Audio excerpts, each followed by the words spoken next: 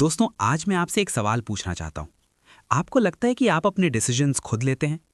आपको लगता है कि जब आप कोई फ़ोन खरीदते हैं या कोई स्टॉक पिक करते हैं या लाइफ पार्टनर चूज़ करते हैं, तो वो फैसला आपने बहुत सोच समझ कर लिया है?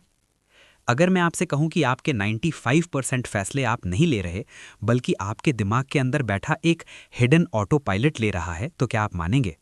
एक छोटा सा टेस्ट करते हैं। मैं आपसे एक सवाल पूछूंगा और आपको तुरंत बिना रोके जवाब देना है। एक बैट और एक बॉल की टोटल कीमत $1.10 है। बैट की कीमत बॉल से $1 ज्यादा है। तो बताइए बॉल की कीमत कितनी है? आपके दिमाग ने तुरंत जवाब दिया होगा 10 सेंट्स। अगर आपने 10 सेंट्स सोचा तो मुबारक हो, आप गलत हैं। आपका दिमाग फेल हो गया है। सही जवाब है 5 सेंट्स, क्योंकि अगर बॉल 5 सेंट्स की है और बैट $1 ज्यादा है यानी 1.05, तभी टोटल 1.10 होगा। लेकिन आपने 10 सेंट्स क्यों सोचा? आप तो स्मार्ट हैं, आपको मैथ्स आती है, फिर भी आपने गलती क्यों की? क्योंकि उस वक्त आपने सोचा नहीं। आपके दिमाग के एक हिस्से ने जुगाड़ लगाया और आपको एक गलत जवाब दे दिया ताकि आपको मेहनत ना करनी पड़े। दोस्तों, आज हम जिस किताब की बात करने जा रहे हैं वो साइकोलॉजी की हिस्ट्री की सबसे इंपॉर्टेंट किताब मानी जाती है। इस किताब के राइटर डैनियल कानेमन एक साइकोलॉजिस्ट हैं, लेकिन उन्हें नोबेल प्राइज मिला इकोनॉमिक्स में। ये अपने आप में एक चमत्कार है। एक साइकोलॉजिस्ट को इकोनॉमिक्स का नोबेल क्यों मिला? क्योंकि डैनियल कानेमन ने दुनिया को बताया कि इंसान रैशनल नहीं, इरैशनल है। हम लॉजिक से नहीं, इमोशंस और शॉर्टकट से चलते हैं। इस किताब का नाम है थिंकिंग फास्ट एंड स्लो। ये किताब पढ़ना आसान नहीं है। ये मोटी है, कॉम्प्लेक्स है और साइंटिफिकली हैवी है। लेकिन आज के वीडियो में मैं इसके निचोड़ को, इसके सारे सीक्रेट्स को आपके लिए डिकोड करूंगा। हम समझेंगे कि आपका दिमाग आपको कैसे धोखा देता है और आप कैसे बच सकते हैं। शुरुआत करते हैं कहानी के दो हीरोज से, डैनियल कानेमन और एमिस टवर्स्की से। ये दोनों दोस्त थे इजराइल में। इनकी दोस्ती साइकोलॉजी की दुनिया की सबसे फेमस दोस्ती है। लोग कहते थे कि जब डैनी और एमिस एक कमरे में बंद होते थे तो वहां से जो हंसी की आवाज आती थी, उसके बाद हमेशा एक नोबेल प्राइज लेवल का आइडिया निकलता था। एमिस टवर्स्की इतने स्मार्ट थे कि एक टवर्स्की इंटेलिजेंस टेस्ट बन गया था कि जितनी जल्दी आपको रियलाइज हो जाए कि एमिस आपसे ज्यादा स्मार्ट हैं, आप उतने ही स्मार्ट हैं। इन दोनों ने मिलकर इंसानी दिमाग का एक मैप बनाया। उन्होंने कहा कि हमारे दिमाग में एक नहीं, दो सिस्टम्स काम करते हैं। उन्होंने इन्हें नाम दिया सिस्टम 1 और सिस्टम 2। इस पूरी किताब का बेस यही है। अगर आप सिस्टम 1 और सिस्टम 2 समझ गए तो आप समझ जाएंगे कि आप गुस्से में मैसेज क्यों टाइप करते हैं, आप डाइट क्यों तोड़ते हैं और आप स्टॉक मार्केट में पैसे क्यों गंवाते हैं। सिस्टम 1 क्या है? सिस्टम 1 है फास्ट थिंकिंग। ये तेज है, ये ऑटोमेटिक है, ये इमोशनल है। इसे चलाने में कोई मेहनत नहीं लगती। एग्जाम्पल, अगर मैं आपसे पूछूं 2+2 क्या है, आप तुरंत बोलोगे 4। आपको सोचना नहीं पड़ा, ये सिस्टम 1 है। अगर आप किसी गुस्सैल चेहरे को देखते हैं तो आपको तुरंत पता चल जाता है कि वो आदमी गुस्से में है। ये सिस्टम 1 है। सिस्टम 1 हमारा ऑटो पायलट है। ये 24 घंटे चलता है। ये हमें जिंदा रखता है। जब आप कार चलाते हैं और ख्यालों में खोए होते हैं फिर भी घर पहुंच जाते हैं, वो सिस्टम 1 चला रहा था। सिस्टम 2 क्या है? सिस्टम 2 है स्लो थिंकिंग। ये स्लो है, ये लॉजिकल है, ये कैलकुलेट करता है। लेकिन इसकी सबसे बड़ी प्रॉब्लम ये है कि ये बहुत आलसी या लेजी है। एग्जाम्पल, अगर मैं आपसे पूछूं 17 × 24 क्या है, अब आपका सिस्टम 1 चुप हो जाएगा। आपको रुकना पड़ेगा, आपको दिमाग पर जोर डालना पड़ेगा। 17 को 20 से मल्टीप्लाई करो, फिर 4 से करो। आपकी आंखें थोड़ी बड़ी हो जाएंगी, आपकी सांस थोड़ी भारी हो जाएगी। ये सिस्टम 2 है। ये तभी जागता है जब जरूरत होती है। कानेमन कहते हैं कि हमें लगता है कि हमारी लाइफ का हीरो सिस्टम 2 है, हमारी समझ। लेकिन सच्चाई ये है कि हमारी लाइफ का हीरो सिस्टम 1 है। हमारा 98% दिन सिस्टम 1 चलाता है। सिस्टम 2 बस पीछे बैठकर आराम करता है और कभी कभी बीच में बोलता है, हाँ ये ठीक लग रहा है। प्रॉब्लम कहाँ आती है? प्रॉब्लम तब आती है जब सिस्टम 1 वो काम करने की कोशिश करता है जो सिस्टम 2 को करना चाहिए। याद है वो बैट और बॉल वाला सवाल? $1.10। सिस्टम 1 ने देखा 1.10 और 1.00। उसने तुरंत शॉर्टकट मारा और कहा 10 सेंट्स बचा। ये शॉर्टकट था। सिस्टम 2 को चेक करना चाहिए था कि रुको, अगर बॉल 10 सेंट्स की है तो बैट 1.10 का होगा, टोटल 1.20 हो जाएगा। ये गलत है। लेकिन सिस्टम 2 आलसी है, उसने चेक नहीं किया, उसने सिस्टम 1 की बात मान ली। कानेमन इसे कहते हैं द लेजी कंट्रोलर। हमारा दिमाग एनर्जी बचाना चाहता है। सोचना या थिंकिंग एक मेहनत वाला काम है। बॉडी ग्लूकोज बर्न करती है सोचने में, इसलिए दिमाग हमेशा आसान रास्ता ढूंढता है। इसे कहते हैं कॉग्निटिव ईज या दिमागी आराम। जब चीज़ें आसान लगती हैं सिस्टम 1 खुश रहता है, जब चीज़ें मुश्किल लगती हैं सिस्टम 2 को जगना पड़ता है। मार्केटिंग वाले, पॉलिटिशियंस और स्कैमर्स इस बात को बहुत अच्छे से जानते हैं। वो आपके सिस्टम 1 से बात करते हैं, सिस्टम 2 से नहीं। एक एग्जाम्पल देता हूँ, फ्लोरिडा इफेक्ट। कानेमन ने एक एक्सपेरिमेंट किया। उन्होंने कुछ स्टूडेंट्स को बुलाया और उन्हें कुछ वर्ड्स दिए, शब्द दिए और कहा इनसे सेंटेंस बनाओ। वो वर्ड्स थे बाल्ड यानी गंजा, ग्रे यानी सफ़ेद बाल, रिंकल यानी झुर्रियाँ, फ्लोरिडा जहाँ बूढ़े लोग रिटायर होते हैं। इन वर्ड्स का मतलब था बुढ़ापा या ओल्ड एज। सेंटेंस बनाने के बाद स्टूडेंट्स को एक दूसरे कमरे में जाने को कहा गया। कानेमन ने नोट किया कि वो स्टूडेंट्स उस कॉरिडोर में धीरे धीरे चल रहे थे। उन्होंने ओल्ड एज के बारे में सोचा भी नहीं था, बस वर्ड्स पढ़े थे, लेकिन उनके सिस्टम 1 ने ओल्ड कॉन्सेप्ट को पकड़ लिया और उनकी बॉडी लैंग्वेज को बूढ़ा बना दिया। इसे कहते हैं प्राइमिंग। सोचिए, अगर कुछ वर्ड्स पढ़कर आपकी चलने की स्पीड बदल सकती है, तो सोशल मीडिया पर आप जो दिन भर कंटेंट देखते हैं वो आपके दिमाग के साथ क्या कर रहा होगा। अगर आप दिन भर गुस्से वाली न्यूज़ देखोगे तो आपका सिस्टम 1 अग्रेशन के लिए प्राइम हो जाएगा। आप बिना वजह चिड़चिड़े हो जाओगे। कानेमन का सबसे बड़ा लेसन ये है कि you are not in control. आपका सिस्टम 1 एनवायरनमेंट से सिग्नल्स लेता रहता है और आपके डिसीजंस बदलता रहता है और आपको पता भी नहीं चलता। एक और एग्जाम्पल देता हूँ, कॉग्निटिव स्ट्रेन। अगर मैं आपसे कोई सवाल पूछूं और वो सवाल एक क्लियर फॉन्ट में लिखा हो, वाइट पेपर पर ब्लैक इंक से, और वही सवाल एक धुंधले फॉन्ट में लिखा हो जो पढ़ने में मुश्किल हो, आप किस केस में गलती कम करेंगे? हमें लगता है क्लियर फॉन्ट में गलती कम होगी। कानेमन ने पाया कि धुंधले फॉन्ट में लोग सही जवाब देते हैं। क्यों? क्योंकि जब फॉन्ट धुंधला होता है तो पढ़ने में दिक्कत होती है। दिक्कत होती है तो सिस्टम 1 कहता है भाई ये मेरे बस का नहीं है, सिस्टम 2 तू उठ जा। सिस्टम 2 जाग जाता है, ध्यान से पढ़ता है और सही जवाब निकालता है। जब फॉन्ट क्लियर होता है, सिस्टम 1 कहता है ये तो ईजी है और गलती कर देता है। इसका लेसन क्या है? अगर आप कोई इंपॉर्टेंट डिसीजन ले रहे हैं, कोई कॉन्ट्रैक्ट साइन कर रहे हैं, कोई बड़ी डील कर रहे हैं, तो खुद को थोड़ा अनकंफर्टेबल करो। अगर आप रिलैक्स मोड में हैं, खुश हैं, तो आपका सिस्टम 1 एक्टिव है और वो हाँ बोलने के लिए तैयार है। स्कैमर्स हमेशा आपको रिलैक्स और खुश रखने की कोशिश करते हैं ताकि आपका सिस्टम 2 सोया रहे। अब हम समझते हैं कि सिस्टम 1 दुनिया को कैसे देखता है। सिस्टम 1 की सबसे बड़ी कमी ये है कि वो लॉजिक नहीं समझता, वो स्टोरी समझता है। उसे कॉज एंड इफेक्ट चाहिए। अगर शेयर मार्केट गिरा तो न्यूज़ चैनल्स तुरंत रीज़न ढूंढ लेते हैं कि इस वजह से गिरा। असल में शायद कोई रीज़न ना हो, शायद बस रैंडम हो, लेकिन सिस्टम 1 को रैंडमनेस पसंद नहीं है। उसे हर चीज़ का कारण चाहिए। कानेमन इसे कहते हैं what you see is all there is. जो दिखता है वही सब कुछ है। सिस्टम 1 वही मानता है जो उसके सामने है। वो ये नहीं पूछता कि क्या कुछ छुपा हुआ है। एग्जाम्पल, आपने किसी नेता की एक अच्छी स्पीच सुनी, आपका सिस्टम 1 कहेगा वाह क्या लीडर है, इसे वोट देंगे। सिस्टम 2 को पूछना चाहिए था, स्पीच तो अच्छी है पर इसका पास्ट रिकॉर्ड क्या है, इसने काम क्या किया है। लेकिन सिस्टम 1 के लिए स्पीच अच्छी, आदमी अच्छा, जो दिखा वही सच है। इसी वजह से फर्स्ट इंप्रेशन इतना इंपॉर्टेंट होता है। अगर इंटरव्यू के पहले 2 मिनट में आपने अच्छा इंप्रेशन जमा लिया तो इंटरव्यूअर का सिस्टम 1 मान लेता है कि आप अच्छे कैंडिडेट हो। उसके बाद अगर आप बकवास भी करोगे तो वो उसे इग्नोर कर देगा। इसे हेलो इफेक्ट कहते हैं। दोस्तों, ये तो बस शुरुआत थी। हमने बस दिमाग का दरवाज़ा खोला है। सिस्टम 1 के पास हज़ारों ट्रिक्स हैं हमें बेवकूफ़ बनाने की। इन ट्रिक्स को कानेमन कहते हैं ह्यूरिस्टिक्स यानी मेंटल शॉर्टकट्स। पार्ट 2 में हम उन स्पेसिफिक शॉर्टकट्स की बात करेंगे जो आपकी जेब यानी पॉकेट और आपकी जिंदगी खराब कर रहे हैं। हम बात करेंगे 1. एंकरिंग, कैसे दुकानदार आपको महंगी चीज सस्ती लगवाते हैं।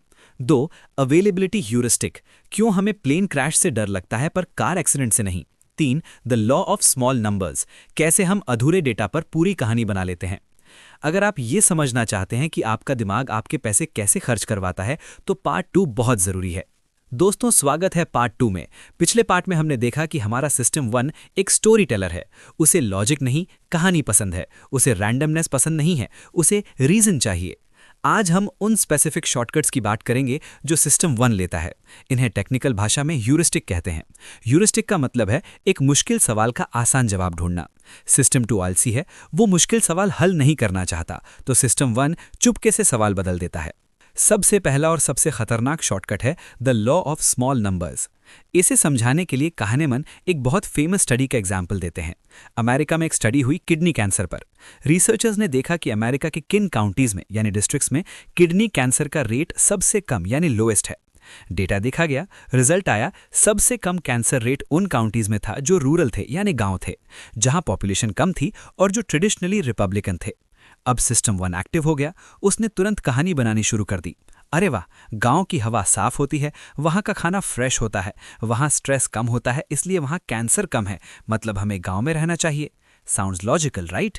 लेकिन रुकिए, कहानीमन ने फिर पूछा, अच्छा ये बताओ कि सबसे ज्यादा किडनी कैंसर रेट कहाँ है? डेटा देखा गया, रिजल्ट आया, सबसे ज्यादा कैंसर रेट उन काउंटीज में था जो रूरल थे यानी गांव थे, जहां पॉपुलेशन कम थी और जो ट्रेडिशनली रिपब्लिकन थे। ये क्या हुआ? सबसे कम भी वहीं, सबसे ज्यादा भी वहीं। तो क्या गांव की हवा कैंसर रोकती है या कैंसर देती है? सिस्टम 1 कंफ्यूज हो गया, कहानी फेल हो गई। सच्चाई ये थी, पॉपुलेशन साइज। जब सैंपल साइज छोटा होता है यानी कम लोग होते हैं तो एक्सट्रीम रिजल्ट्स आने के चांसेस ज्यादा होते हैं। अगर एक गांव में सिर्फ 100 लोग हैं और वहां 2 लोगों को कैंसर हो गया तो रेट सीधा 2% हो गया, जो बहुत हाई है। अगर अगले साल किसी को नहीं हुआ तो रेट 0% हो गया, जो बहुत लो है। छोटे नंबर्स पर भरोसा नहीं किया जा सकता, लेकिन सिस्टम 1 को स्टैटिस्टिक्स नहीं आती, वो बस रिजल्ट देखता है और कहानी बना देता है। हम अपनी लाइफ में ये गलती रोज करते हैं। हम कहते हैं मेरे चाचा जी चेन स्मोकर थे, वो 90 साल तक जिए, मतलब स्मोकिंग से कुछ नहीं होता। ये लॉ ऑफ स्मॉल नंबर्स है। आप एक आदमी के एग्जाम्पल पर पूरी मेडिकल साइंस को रिजेक्ट कर रहे हैं।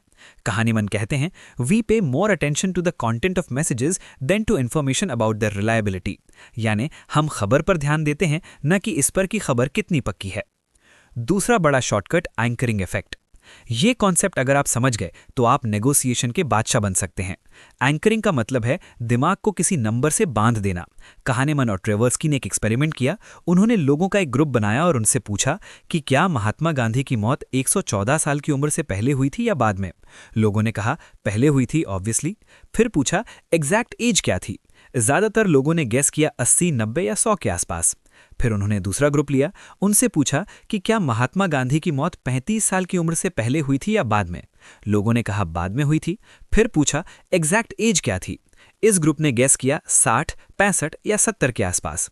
देखा आपने, गांधी जी की मौत की एज तो फिक्स है यानी 78 ईयर्स, लेकिन पहले ग्रुप को मैंने 114 का एंकर दिया तो उनका गैस हाई चला गया। दूसरे ग्रुप को मैंने 35 का एंकर दिया तो उनका गैस लो चला गया। सिस्टम 1 को जब कोई नंबर दिखता है वो उसे रेफरेंस पॉइंट मान लेता है और उसके आसपास ही सोचता है। ये रियल लाइफ में कहाँ होता है? सैलरी नेगोशिएशन में। अगर आप इंटरव्यू में गए और बॉस ने पहले बोल दिया कि हम आपको 5 लाख देंगे, तो अब 5 लाख एंकर बन गया। अब आप लड़ झगड़ कर 6 लाख तक पहुंचोगे। लेकिन अगर आपने पहले बोल दिया होता कि मेरी एक्सपेक्टेशन 12 लाख है, तो अब एंकर 12 लाख है। बॉस आपको कम करेगा तो भी शायद 9 या 10 लाख पर डील क्लोज होगी। कहानीमन कहते हैं मूव फर्स्ट।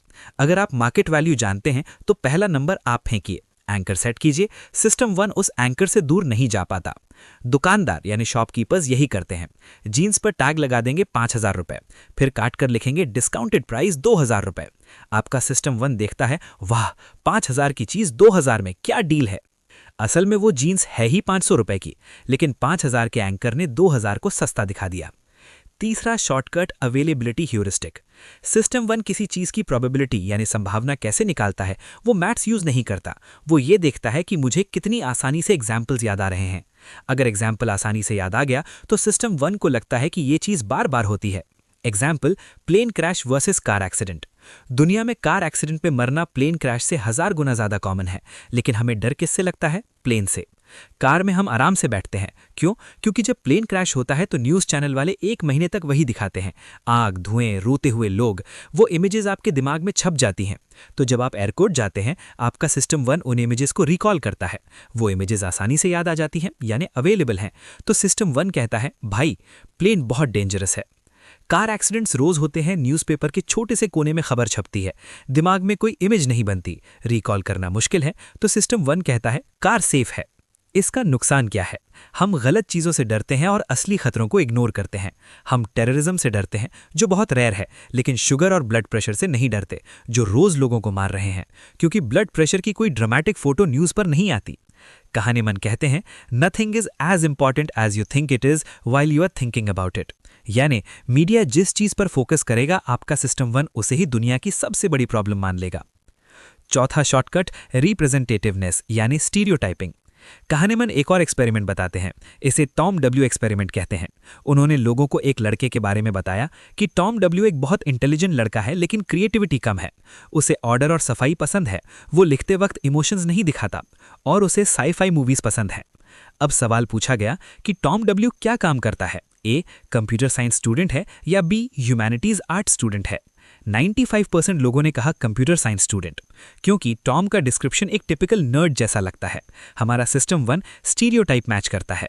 लेकिन सिस्टम 2 को यहाँ क्या करना चाहिए था?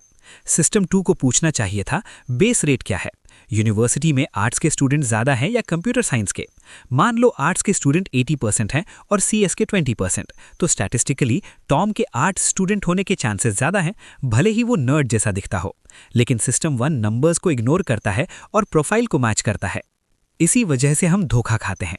एक आदमी सूट बूट पहनकर इंग्लिश बोलकर आता है तो हमें लगता है वो सक्सेसफुल बिजनेसमैन है, भले ही वो चोर हो। एक आदमी साधारण कपड़ों में है तो हमें लगता है वो एवरेज है, भले ही वो मिलियनेयर हो।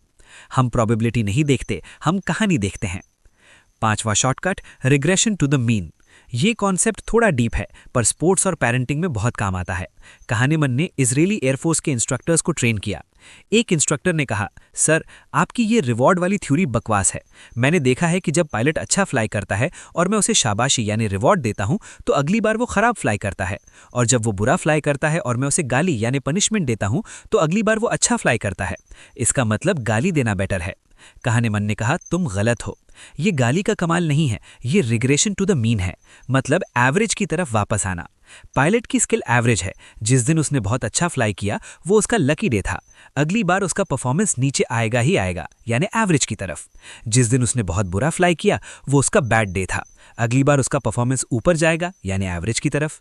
लेकिन सिस्टम 1 को लगता है मैंने गाली दी इसीलिए वो सुधर गया। दोस्तों, ये थे वो जुगाड़ जो आपका सिस्टम 1 रोज लगाता है। Anchoring, availability, small numbers, stereotyping, इन सब का मकसद एक ही है, मेहनत बचाना। सिस्टम 1 चाहता है कि दुनिया सिंपल लगे, कॉज और इफेक्ट क्लियर हो। लेकिन दुनिया सिंपल नहीं है, दुनिया रैंडम है, कॉम्प्लेक्स है। अब आप सोचेंगे तो क्या करें? क्या हम हमेशा गलती करते रहेंगे? कहानमैन कहते हैं कि सिस्टम 1 को बंद नहीं किया जा सकता, लेकिन सिस्टम 2 को ट्रेन किया जा सकता है। हम सीख सकते हैं कि कब रुकना है, कब बोलना है रुको, ये एंकर है, रुको, ये अवेलेबिलिटी बायस है। पार्ट 3 में हम बात करेंगे ओवर कॉन्फिडेंस की। क्यों एक्सपर्ट्स फेल होते हैं, क्यों हमें लगता है कि हम स्टॉक मार्केट प्रिडिक्ट कर सकते हैं, और सबसे बड़ा कॉन्सेप्ट लॉस अवर्जन, क्यों खोने का दुख पाने की खुशी से डबल होता है, और संक कॉस्ट फैलेसी, क्यों डूबते हुए बिजनेस में और पैसा लगाते रहते हैं। ये सारे कॉन्सेप्ट्स आपके पैसे यानी मनी से जुड़े हैं। अगर आप इन्वेस्टर हैं या बिजनेसमैन हैं तो पार्ट 3 मिस मत करना। Here is part 3 of the Daniel Kahneman Masterclass. This part deals with money, risk and overconfidence. It explains why we lose money in the stock market and why we stay in bad relationships. Part 3. The illusion of confidence and the pain of loss. दोस्तों, स्वागत है part 3 में। अब तक हमने देखा कि हमारा दिमाग यानी सिस्टम 1 शॉर्टकट्स लेता है, लेकिन अब हम जिस टेरिटरी में जा रहे हैं वहाँ ये शॉर्टकट्स हमें सबसे महंगा पड़ते हैं। ये टेरिटरी है पैसा और रिस्क।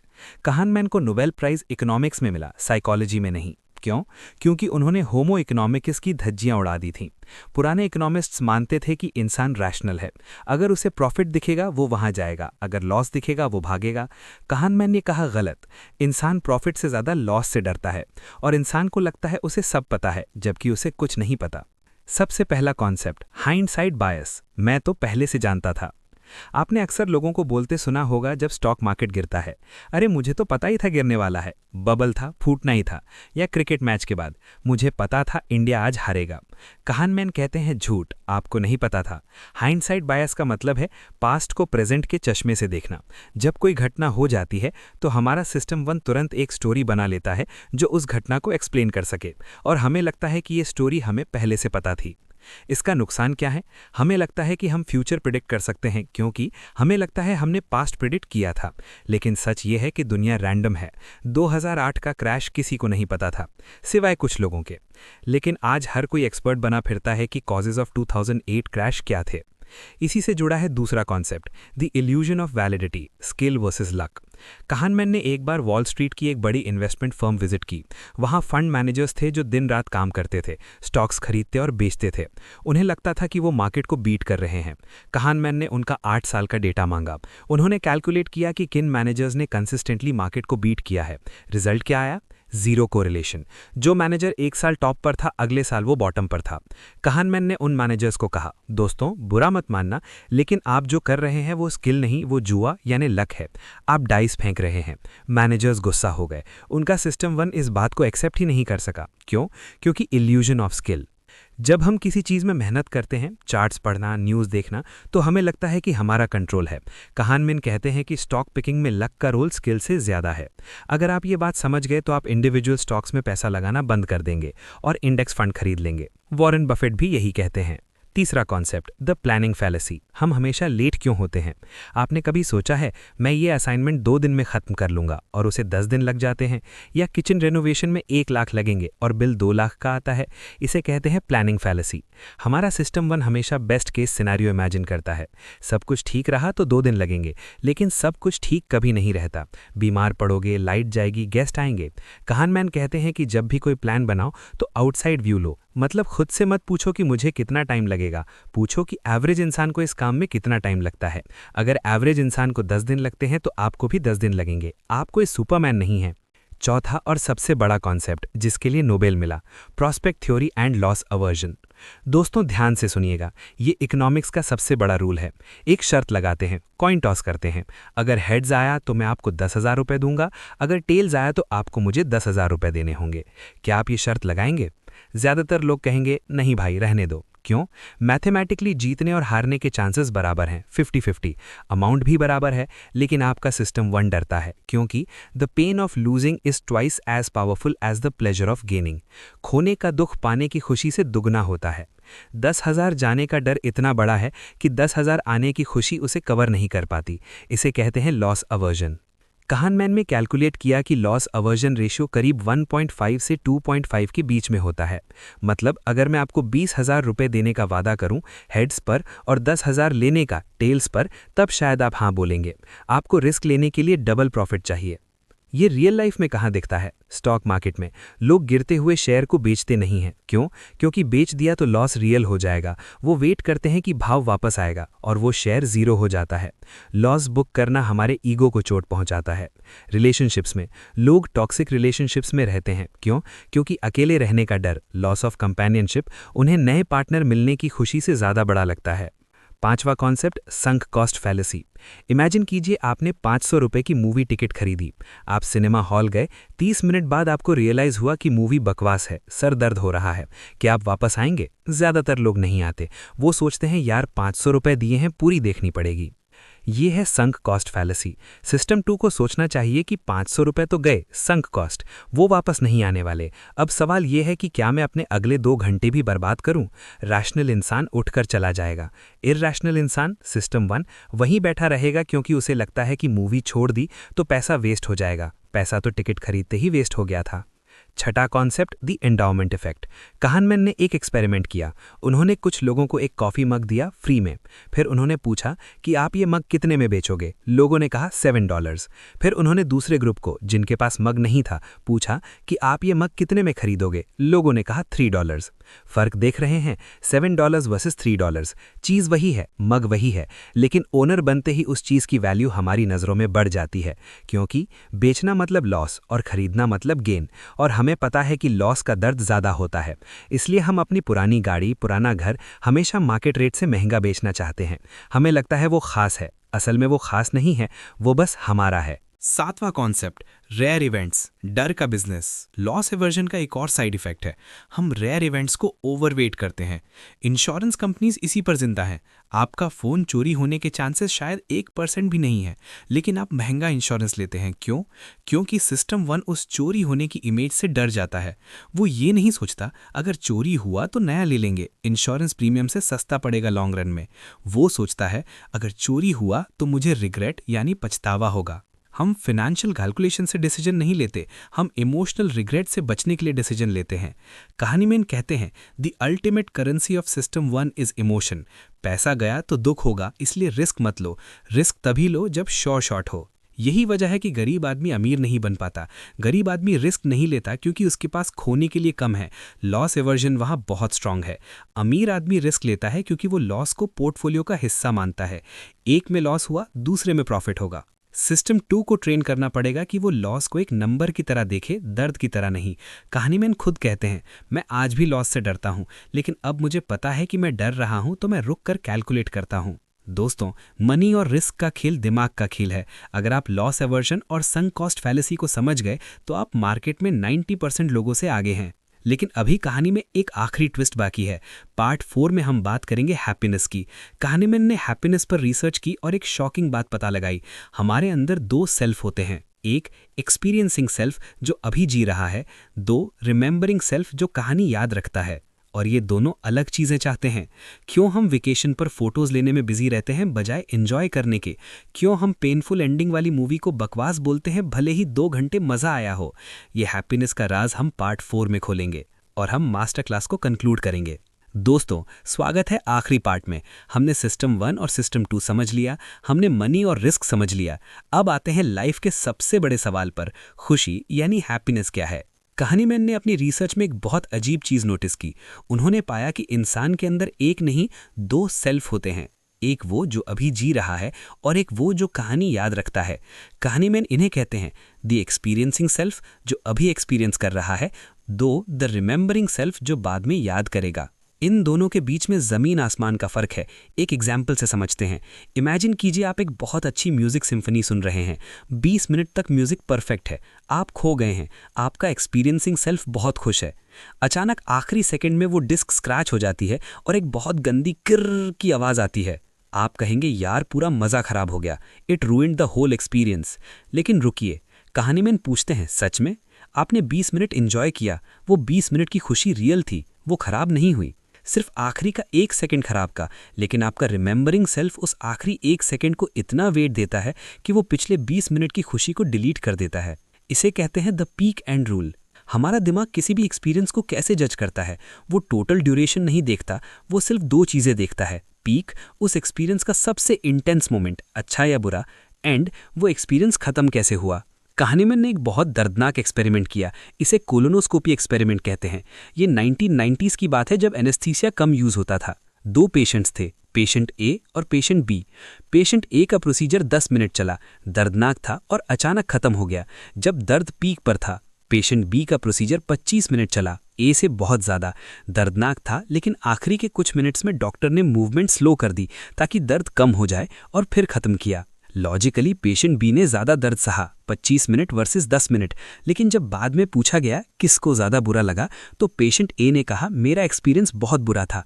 पेशेंट बी ने कहा मेरा ओके था। क्यों? क्योंकि पेशेंट बी का एंड स्मूथ था, पेशेंट ए का एंड पेनफुल था। हमारा रिमेंबरिंग सेल्फ टाइम को काउंट नहीं करता, इसे ड्यूरेशन नेग्लेक्ट कहते हैं। इसका हमारी लाइफ पर क्या असर पड़ता है? बहुत गहरा। हम वेकेशंस पर क्यों जाते हैं? एक्सपीरियंसिंग सेल्फ के लिए नहीं। अगर एक्सपीरियंसिंग सेल्फ के लिए जाते तो हम वहाँ फ़ोन छोड़ देते और बस व्यू एंजॉय करते। हम फ़ोटोज़ लेने में बिजी रहते हैं। क्यों? ताकि हमारा रिमेंबरिंग सेल्फ बाद में उन फ़ोटोज़ को देखकर खुश हो सके। हम अपनी यादें बनाने के लिए आज को सेक्रीफाइस कर देते हैं। अगर आपकी शादी बहुत अच्छी हो लेकिन आखिर में डिवोर्स हो जाए, गंदा वाला, तो आपका दिमाग कहेगा वो शादी ही बेकार थी, जबकि वो शादी 10 साल अच्छी चली थी, लेकिन एंड ने पूरी कहानी बदल दी। कहानीमैन कहते हैं हम अपनी लाइफ अपने एक्सपीरियंसिंग सेल्फ के लिए नहीं जीते, हम अपने रिमेंबरिंग सेल्फ के लिए जीते हैं। हम डिसीजंस इस बेसिस पर लेते हैं कि कौन सी कहानी अच्छी बनेगी, ना कि किस में मज़ा आएगा। अब आते हैं मनी और हैप्पीनेस पर। क्या पैसा खुशी खरीद सकता है? कहानीमैन ने इस पर डेटा निकाला गैलेप पोल के साथ। जवाब है हाँ और नहीं। उन्होंने देखा कि जैसे जैसे इनकम बढ़ती है, लोगों का इमोशनल वेलबींग यानी स्ट्रेस कम होना, हंसना बढ़ता है, लेकिन एक लिमिट तक। अमेरिका में ये लिमिट करीब $75,000 पर ईयर, यानी आज के हिसाब से अप्रॉक्स $100K थी। इंडिया के हिसाब से समझें तो मान लीजिए comfortable upper middle class income. इस लेवल के बाद अगर आपकी सैलरी डबल भी हो जाए तो आपकी रोज़ की खुशी यानी इमोशनल वेलबींग नहीं बढ़ती। आप उतना ही हंसेंगे, उतना ही गुस्सा करेंगे। ट्रैफिक जैम में फरारी वाला भी उतना ही परेशान होता है जितना होंडा वाला। सिस्टम 1 एडजस्ट हो जाता है, लेकिन एक चीज़ बढ़ती है, वो है लाइफ सेटिस्फैक्शन यानी इवैल्यूएशन। जब आप उस बिलियनियर से पूछेंगे आपकी लाइफ कैसी है, तो वो कहेगा बहुत बढ़िया, 10 आउट ऑफ 10। भले ही वो दिन भर स्ट्रेस में हो, क्योंकि उसका रिमेंबरिंग सेल्फ स्कोर काउंट कर रहा है कि मेरे पास पैसा है, स्टेटस है, मैं सक्सेसफुल हूँ। तो पैसा आपके रिमेंबरिंग सेल्फ को सेटिस्फाई करता है, लेकिन आपके एक्सपीरियंसिंग सेल्फ को एक लिमिट के बाद खुशी नहीं देता। आखिरी कॉन्सेप्ट, द फोकसिंग इल्यूजन। हम अक्सर सोचते हैं कि अगर मैं कैलिफोर्निया शिफ्ट हो जाऊंगा तो मैं खुश हो जाऊंगा, क्योंकि वहाँ मौसम अच्छा है। अगर मैं नई गाड़ी ले लूँगा तो खुश हो जाऊंगा। कहानीमैन कहते हैं nothing in life is as important as you think it is while you are thinking about it. यानी ज़िंदगी में कोई भी चीज़ इतनी इंपॉर्टेंट नहीं होती जितनी हमें लगती है जब हम उसके बारे में सोच रहे होते हैं। जब आप नई गाड़ी के बारे में सोचते हैं तो सिर्फ गाड़ी के बारे में सोच रहे होते हैं। आप ट्रैफिक, पेट्रोल, मेंटेनेंस के बारे में नहीं सोचते। आप गाड़ी खरीदते हैं, 2 हफ्ते तक मज़ा आता है, 3 हफ्ते बाद वो गाड़ी आपके लिए नॉर्मल हो जाती है। आप ड्राइविंग करते वक्त गाड़ी के बारे में सोचते भी नहीं, आप ऑफिस की टेंशन में होते हैं। आप वापस अपनी बेस लेवल हैप्पीनेस पर आ जाते हैं। इसे कहते हैं हेडोनिक ट्रेडमिल। हम खुशी के पीछे भागते हैं, चीज़ें खरीदते हैं, पर हम वहीं खड़े रहते हैं। कंक्लूजन, तो हम क्या करें? दोस्तों, डेनियल kahneman की ये किताब थिंकिंग फास्ट एंड स्लो हमें डराने के लिए नहीं, हमें हम्बल करने के लिए है। ये हमें बताती है कि हम रैशनल मशीन्स नहीं हैं, हम इमोशंस, शॉर्टकट्स और बायसेस के पुतले हैं। सिस्टम 1 हमारा दोस्त भी है और दुश्मन भी। वो हमें कार चलाना सिखाता है, खतरे से बचाता है, लेकिन वही सिस्टम 1 हमें स्टॉक मार्केट में लुटवाता है और बेकार नेताओं को चुनवाता है। तो सोल्यूशन क्या है? सोल्यूशन है सिस्टम 2 को जगाना। जब भी कोई बड़ा फैसला लेना हो, शादी, घर, करियर, इन्वेस्टमेंट, तो स्लो डाउन, खुद से पूछो। 1. एंकर, क्या मैं किसी नंबर से इन्फ्लुएंस हो रहा हूँ? 2. बेस रेट, क्या मैं स्टेटिस्टिक्स इग्नोर कर रहा हूँ? 3. लॉस एवर्जन, क्या मैं डर की वजह से रिस्क नहीं ले रहा? 4. संक कॉस्ट, क्या मैं इसलिए रुका हूं क्योंकि मैंने पैसा लगाया है? kahneman कहते हैं, हम दूसरों की गलतियां अपनी गलतियों से बेहतर देख पाते हैं। इसलिए बड़े डिसीजंस अकेले मत लो, किसी ऐसे दोस्त से पूछो जो आपके मुंह पर सच बोल सके, क्योंकि उसका सिस्टम 2 आपके सिस्टम 1 की गलतियां पकड़ लेगा। दोस्तों, ये थी डेनियल kahneman की मास्टर क्लास। उन्होंने इकोनॉमिक्स बदल दी, साइकोलॉजी बदल दी और हमारा खुद को देखने का नज़रिया बदल दिया। मार्च 2024 में उनका देहांत हो गया, लेकिन उनका काम हमेशा जिंदा रहेगा। उम्मीद है आज के बाद जब भी आप कोई फैसला लेंगे तो एक बार रुक कर सोचेंगे, ये मैं सोच रहा हूँ या मेरा सिस्टम 1। अगर आपको ये ब्रेकडाउन वैल्यूएबल लगा तो इस वीडियो को शेयर ज़रूर करना, क्योंकि समझदार बनना अकेले का काम नहीं है, ये पूरी सोसाइटी की जिम्मेदारी है। तब तक के लिए सोचते रहिए स्लोली। Keep building. जय हिंद।